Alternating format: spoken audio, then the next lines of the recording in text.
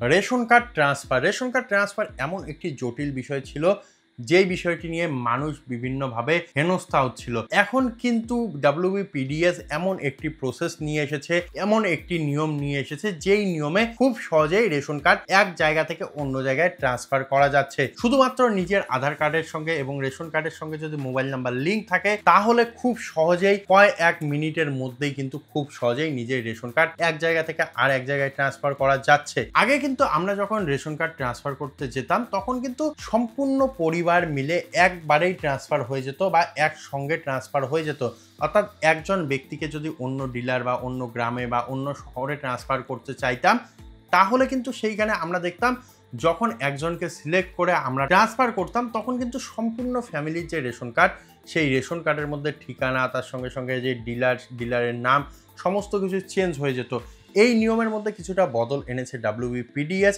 আজকের এই ভিডিওতে আমরা তোমাদের দেখাবো বা আপনাদের দেখাবো কেমন করে খুব সহজেই আপনারা আপনাদের বাড়িতে বসে থেকে হাতে থাকা মোবাইলের মাধ্যমে একদম ইজিলি, একদম কম সময়ের মধ্যে আপনাদের রেশন কার্ডটি এক জায়গা থেকে আরেক জায়গায় ট্রান্সফার করতে পারবেন। তাই চলুন আমার কম্পিউটার স্ক্রিনে দেখে নেওয়া যাক সমস্ত তথ্য। এই আবেদনটি করার জন্য সবার প্রথমে WBPDS এর যে অফিসিয়াল ওয়েবসাইট সেই ওয়েবসাইটে আসতে হবে। এইখানে আসার সঙ্গে সঙ্গে এইভাবে একটি ইন্টারফেস খুলে যাবে।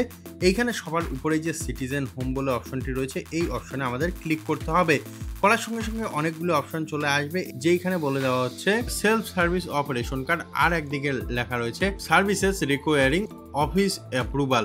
তো এখানে অফিসের অনুমোদন প্রয়োজন পরিষেবা এবং তার সঙ্গে সঙ্গে রেশন কার্ডের সেবা, এই দুইটি অপশন রয়েছে। এই দুইটির মধ্যে যেহেতু রেশন কার্ড সেলফ সার্ভিসের যে পোর্টালটি রয়েছে সেইখানে গিয়ে হচ্ছে না, সেই জন্য আমরা এইখানে অফিস অনুমোদন প্রয়োজন পরিষেবার মধ্যে তো এইখানে ক্লিক করব। করার সঙ্গে সঙ্গে এইখানে অ্যাপ্লাই অনলাইন বলে যে অপশনটি রয়েছে এই অপশনে আমরা ক্লিক করব। যার রেশন কার্ড নাম্বারটি আমরা পরিবর্তন করব, অর্থাৎ এক জায়গা থেকে আরেক জায়গায় নিয়ে যাব, তার আধার নাম্বারটি বসিয়ে দেব, দিয়ে ওটিপি বা সেন্ড ওটিপিতে ক্লিক করব। করার সঙ্গে সঙ্গে আধার রেজিস্টার মোবাইল নাম্বারের মধ্যে একটি 6 সংখ্যার ওটিপি চলে যাবে, সেই ওটিপিটি এইখানে বসিয়ে দেব।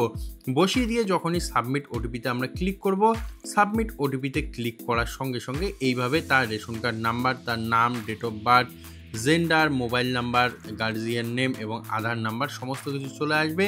এবং তারপরে এইখানে দেখতে পাচ্ছেন above ration card belong to you. যদি উপরোক্ত রেশন কার্ডটি আপনার হয় সেই ক্ষেত্রে আপনি ইয়েস করবেন, নাহলে নো করবেন। ইয়েস হলে ইয়েসে ক্লিক করে নেক্সটে ক্লিক করে দেবেন। নেক্সটে ক্লিক করার সঙ্গে সঙ্গে পরবর্তী পেজে চলে আসবেন। এইখানে এসে দেখবেন অনলাইনে যে ফর্মগুলো আমরা ফিল আপ করি সেই ফর্মগুলো এইখানে কিন্তু সেমভাবেই অফলাইন অ্যাপ্রুভালের জন্য দেওয়া আছে, তবে অ্যাপ্লিকেশনটি অনলাইনেই হবে। তো এইখানে সবার নিচে ফর্ম নাম্বার 14 দেখতে পাচ্ছেন। এইখানে এসে কি বলা হচ্ছে সেটি দেখে নেব। কোনো একটি সদস্যকে বিবাহ বা অন্য কারণে অন্য পরিবারের সঙ্গে যুক্ত করতে এখানে ক্লিক করুন। Click here to move member to any other family due to reason of marriage, divorce or আদার।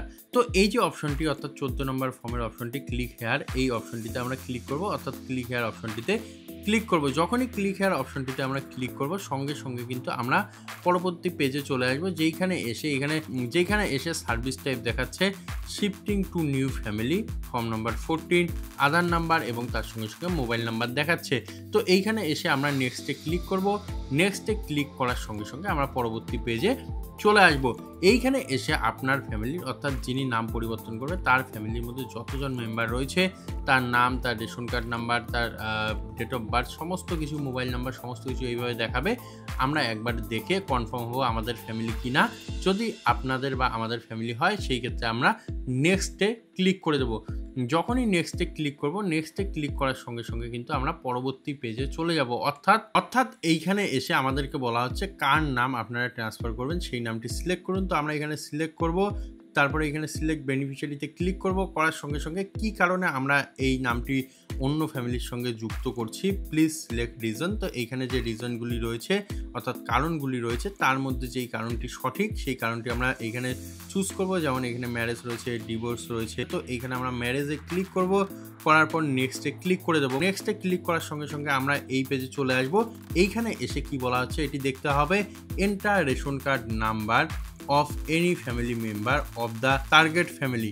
অর্থাৎ নতুন পরিবারের কোনো সদস্যের রেশন কার্ড নাম্বার দিন, অর্থাৎ আপনি যে পরিবারে যাবেন তার যে কোনো একজন সদস্যের রেশন কার্ড নাম্বারটি এখানে এন্টার করতে হবে। তো যখনই এইখানে রেশন কার্ড নাম্বারটি এন্টার করে নেক্সট বা পরবর্তীতে ক্লিক করবেন, করার সঙ্গে সঙ্গে এইখানে তার নাম চলে আসবে, তার রেশন কার্ড নাম্বার, তার আধার নাম্বার চলে আসবে। এইখানে এসে ডিক্লারেশনে সবার প্রথমে ক্লিক করতে হবে। ডিক্লারেশনে ক্লিক করে ভেরিফাই আধারের মধ্যে ক্লিক করতে হবে।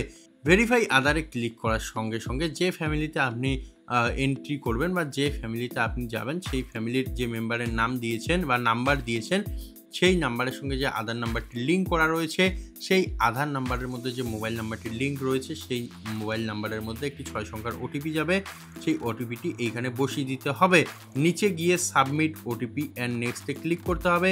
করার সঙ্গে সঙ্গে এইখানে একটি প্রিভিউ পেজ চলে আসবে, যেখানে বলে দেওয়া হচ্ছে প্রিভিউ ফ্যামিলি বিফোর মার্চ। তো এই যে পেজটি রয়েছে এই পেজটি ভালো করে দেখে নেবেন। আপনি যে নতুন ফ্যামিলিতে গেলেন সেইখানে কতজন মেম্বার রয়েছে, তাদের নাম, ডেট অফ বার্থ সমস্ত কিছু দেখাচ্ছে। সমস্ত কিছু দেখে ফাইনাল সাবমিটে ক্লিক করবেন।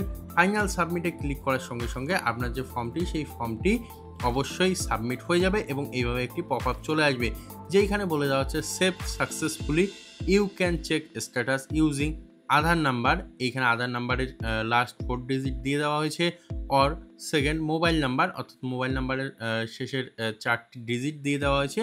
এখানে বাংলাতেও বলে দেওয়া হচ্ছে ডেটা সঠিকভাবে সেভ হয়েছে। আধার নাম্বার বা মোবাইল নাম্বার দিয়ে আপনি আপনার স্ট্যাটাস চেক করতে পারেন।